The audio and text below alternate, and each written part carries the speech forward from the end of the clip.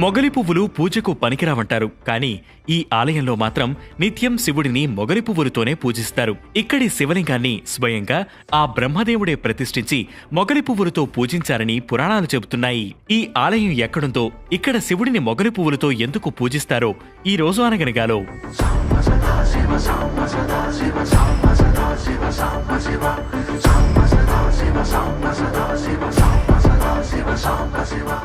ఉమ్మడి మెదక్ జిల్లాలోని జహీరాబాద్ నగరానికి సుమారు 17 కిలోమీటర్ల దూరంలో ఉన్న జురాసంగం అనే గ్రామంలో ఉంది ఈ ఆలయం.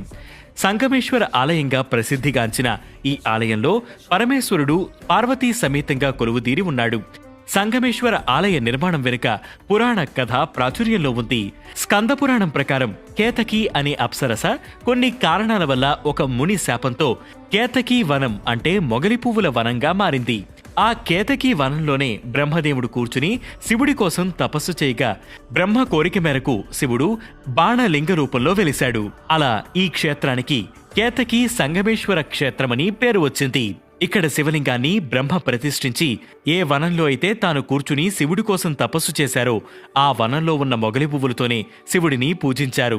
అప్పటి నుంచి సంగమేశ్వరుణ్ణి మొగలి పువ్వులతోనే పూజిస్తారు. కృతయుగంలో ఈ ప్రాంతాన్ని పాలించిన సూర్యవంశానికి చెందిన రాజు కుపేంద్ర చర్మవ్యాధితో బాధపడ్డాడు.